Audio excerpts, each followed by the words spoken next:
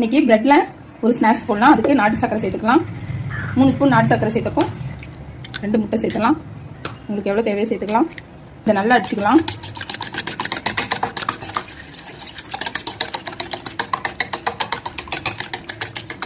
இதை நல்லா அடிச்சுக்கோங்க.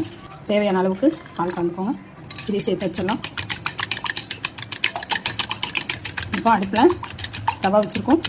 போட்டு வச்சிடலாம். நெய் போட்டுக்கலாம். நெய் போட்டு அதில் எடுத்து போட்டுடலாம்.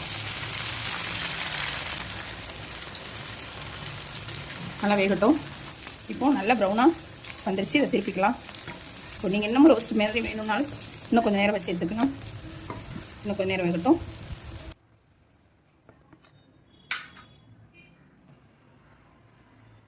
இதே மாதிரி செய்யுங்க. ரொம்பவே ஈஸியாக டேஸ்டியான சூப்பரான ப்ரெட்டில் இந்த மாதிரி செஞ்சு